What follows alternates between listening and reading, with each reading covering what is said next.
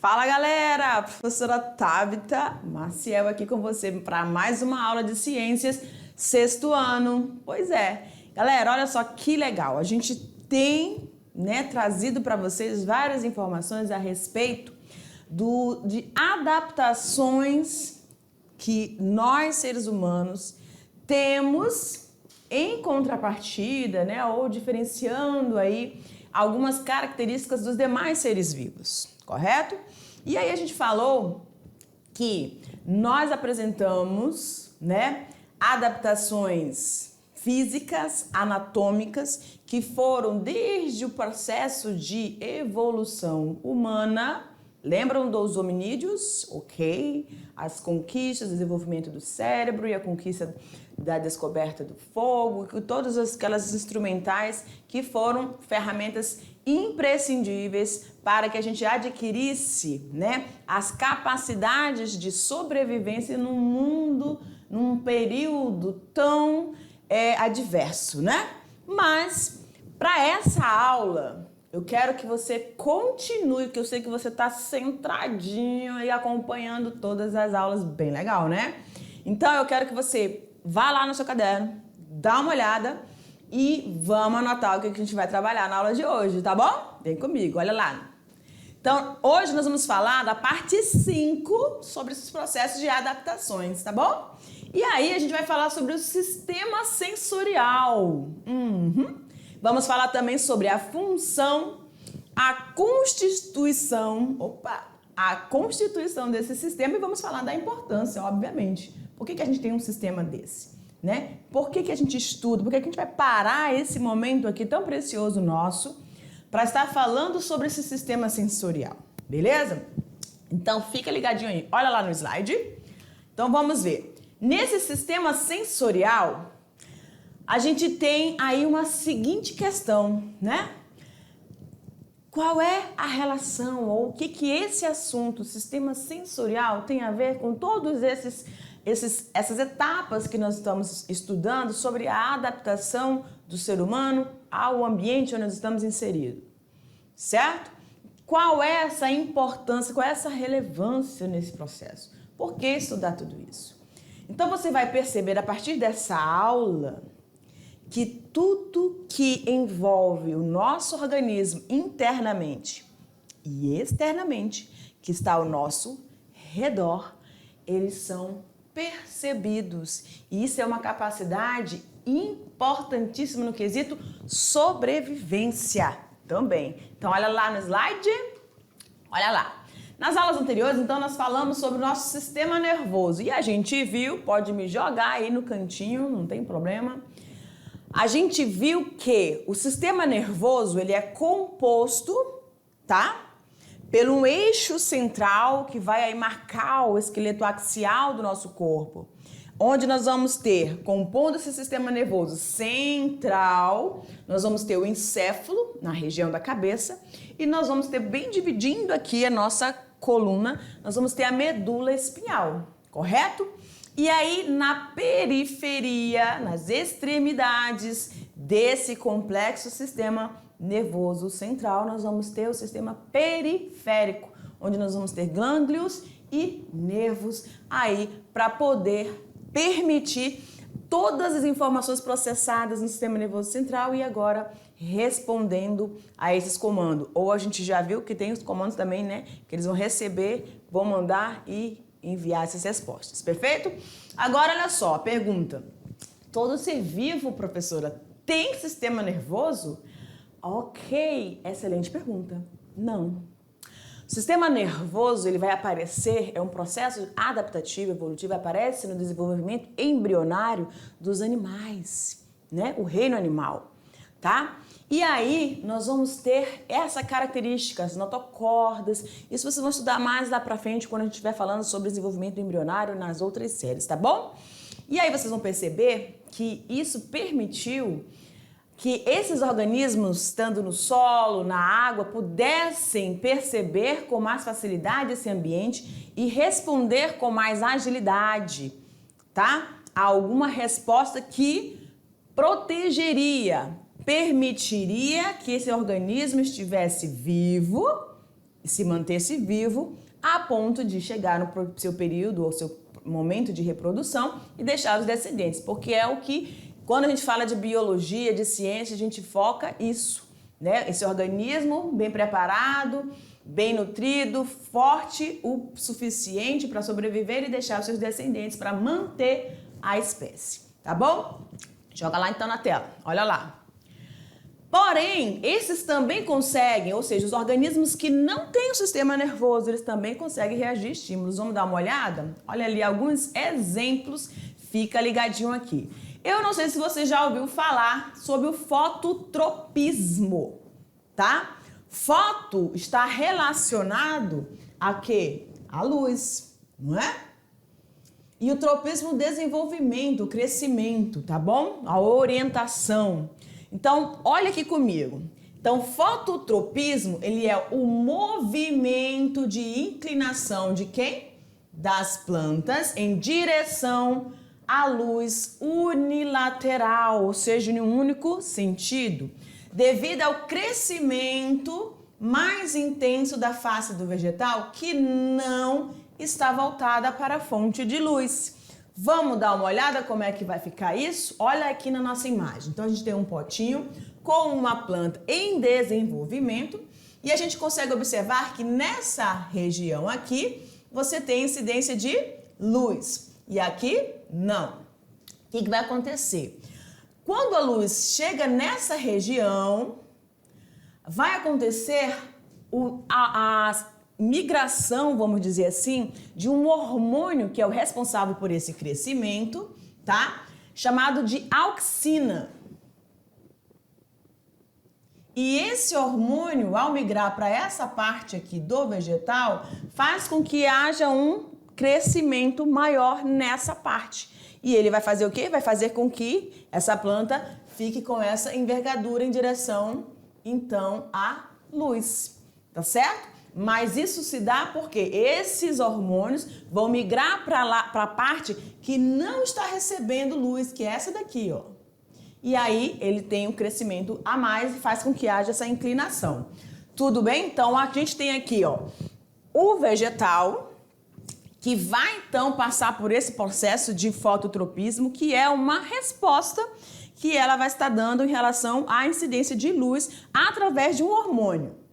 Outra questão que a gente tem é o geotropismo, tá? O que vai acontecer no geotropismo? É o crescimento orientado pela gravidade. Que gravidade é essa, professora? No centro da Terra nós temos um centro gravitacional porque nós temos níquel, ferro e outras substâncias que vão atrair, vão fazer um campo magnético, não é? E aí o que vai acontecer? Você pode ter o geotropismo ocorrendo no caule ou na raiz. Quando o geotropismo, ou seja, a influência desse crescimento orientado pela gravidade no centro da Terra, ocorrer no caule, a gente diz que ela é negativa. Quando ocorrer na raiz, a gente diz que ela é positiva. Prof, eu ainda não estou entendendo. Vamos dar uma olhada na imagem. Olha aqui. Então, a gente tem um crescimento da raiz, que é positiva, aqui, e o crescimento do caule, que é negativo. Por quê? Porque ele é no sentido contrário, ela vai crescer e se desenvolver nesse sentido. O campo gravitacional, vamos dizer que está aqui, ó. E aí a raiz sim vai em sentido para esse campo gravitacional. Por isso que a gente diz positivo e negativo. Ok, galera? Então, olha só, esse é o tipo de resposta que os vegetais, que é um ser vivo, a gente não pode esquecer disso, tá? Que vai estar realizando aí, mas esses organismos não têm sistema nervoso. É essa a diferença que a gente está tratando nesse momento aí. Mas vamos prosseguir? Olha lá. Então, ainda em relação ao sistema sensorial, os organismos detentores desse sistema nervoso central irão receber, processar e interpretar os estímulos do meio e para isso vão contar com quem? Com o sistema sensorial. O sistema que vai captar essas informações do meio externo e para isso ela vai contar com estruturas importantes. Olha lá. Então, ficou bem... Ah, tá. Esse cãozinho tá ali, ó, intrigado, né? Agora, por que ele tá ali intrigado? Eu amo cães, tá, gente? Por isso que de vez em quando eu boto uns aí. Olha lá. Você deve estar se perguntando, né, e assim como esse cãozinho, qual a função desse sistema sensorial? Na verdade, a gente falou aqui, já deu algumas dicas para você, não foi? Então não fique mais na dúvida, anote aí no seu caderno. Qual é essa função desse sistema sensorial? E você vai perceber que ele está intrinsecamente ligado ou está conectado ao sistema nervoso central, tá bom? Então olha lá, pode jogar na tela. Esse sistema, ele vai transformar, que sistema, professora? Sistema sensorial. Ele vai pegar as informações do meio externo, perceber esses estímulos, tá bom? Que pode ser luz, pode ser calor, temperatura, pode ser várias informações aí chegando ao seu corpo que tem estruturas receptoras. Para isso a gente tem ali quanto o sistema nervoso periférico. Ele vai receber esses estímulos, transformar esses estímulos em impulsos nervosos, e aí quando a gente fala em impulsos nervosos, já estou ligando com o sistema nervoso central. E aí, esse sistema nervoso central vai permitir a interpretação e vai me dar uma resposta, algumas imediatas, tá bom? Algumas serão imediatas. Por exemplo, quando você joga aqui para mim, quando você toca em uma superfície muito quente, se você não tiver com um problema que a gente chama de hanseníase, uma doença que a pessoa perde sensibilidade na pele, se você é uma pessoa que tem hanseníase, né, que antigamente era chamada de lepra, tocar, ela não vai sentir nada.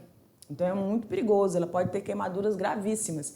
Mas você que está saudável, ao tocar numa superfície quente, o que você vai fazer? Vai retirar. Se você colocar o dedo ou se você tomar alguma coisa muito quente, vai queimar a língua, você vai perceber rapidamente. Não é isso? Então essas são formas de percepções que são imprescindíveis porque o seu organismo vai estar detectando isso e vai te livrar de alguns perigos. Não todos, mas uma grande maioria. Tá bom? Olha lá então no quadro. Vamos lá. Os componentes então desse sistema sensorial. Os componentes desse sistema são, portanto, aqueles que nos conectam a tudo que está externo a nós, tá? Portanto, são o quê? Os nossos receptores de informações.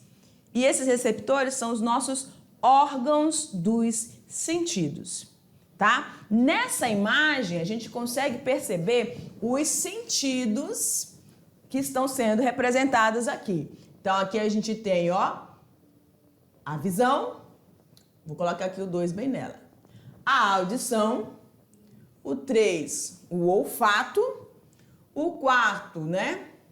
Vou colocar aqui o paladar ou a gustação, e todos eles estão tocando alguma parte do corpo. Então a gente também tem a questão do toque, né? Percepção de sentir, né, na pele algumas sensações. E para isso, esses sentidos só são percebidos porque nós temos o quê? Esses órgãos dos sentidos, tá bom? E nesses órgãos dos sentidos você vai ter o que nós chamamos de receptores sensoriais.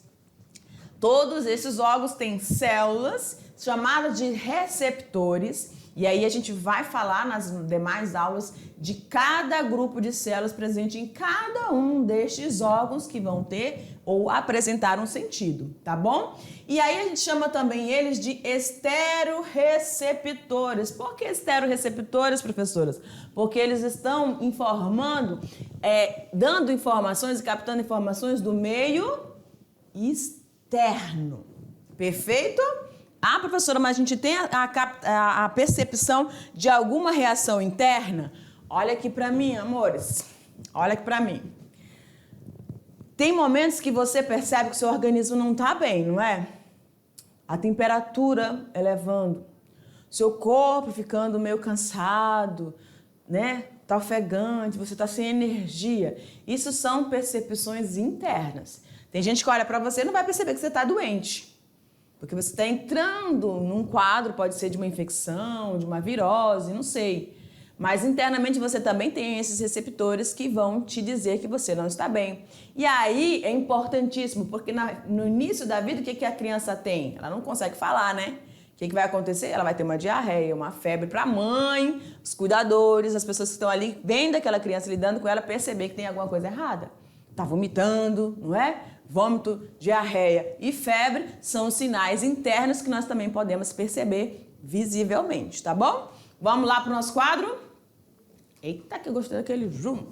Então, olha só, graças a esse sistema sensorial, nós podemos perceber momentos muito importantes e marcantes da nossa socialização, da nossa vivência e experiência, né, durante todo o nosso processo de vida. Aqui a gente tem uma pessoa, um eletrodozinho, sendo, né, ligando ali, tocando a perna, creio que seja a perna, de uma pessoa. Gente, quão importante é... Aqui para mim, pode me jogar aqui no slide. Quão importante interessante é a gente ter essas percepções. Você ter a mobilidade. Eu quero ir para cá, eu vou. Eu quero ir para cá, eu vou. Eu quero me abaixar, eu abaixo. Eu quero erguer, se pegar alguma coisa, né? Beleza, é tão importante isso. Sentir o toque, sentir as sensações.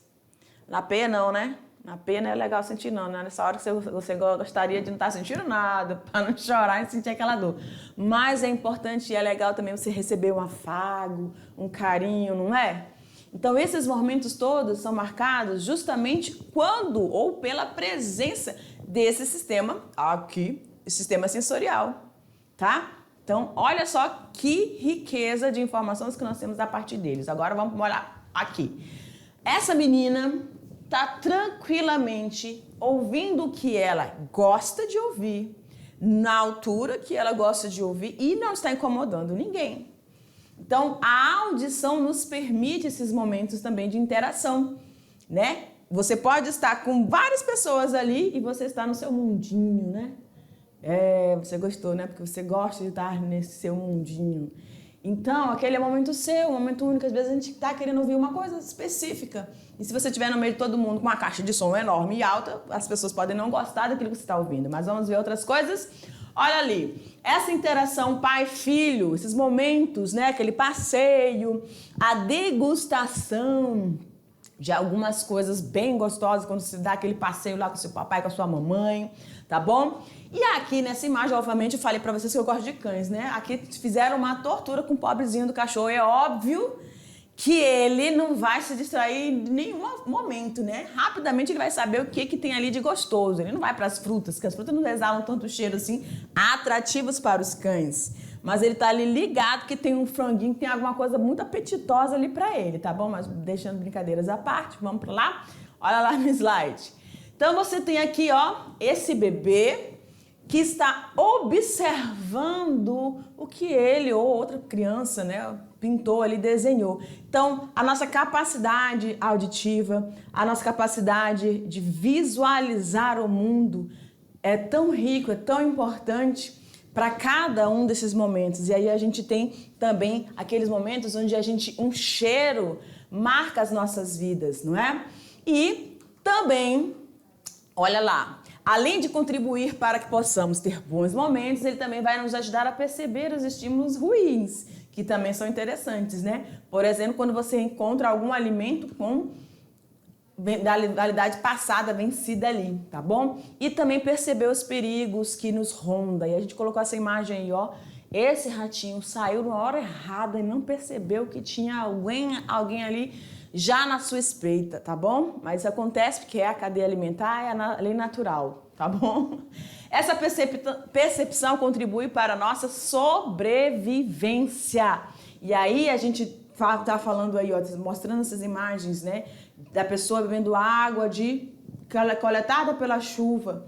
Então, na questão de sobrevivência, identificar o cheiro da chuva, ouvir a chuva, a queda de água num lugar onde você não conhece, ou perdido numa mata, é importantíssimo esses sentidos, tá bom? Então, os nossos sentidos fundamentais são, a visão, o olfato, o tato, o paladar. Esses são os nossos 5 sentidos. E aqui nós temos uma imagem mostrando cada uma dessas áreas conectadas ao nosso sistema nervoso central. Então nós vamos ter o nosso tato, aqui em azul, que vai estar conectado aos nossos órgãos somáticos, nossos sentidos somáticos. A audição em verdinho, tá? Que vai estar conectado à nossa audição, né? A nossa orelha, eita.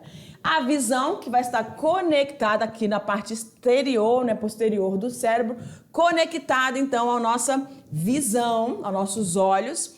A gustação ao nosso paladar, em caso a língua, e o olfato, que vai estar conectado então à nossa narina, tá?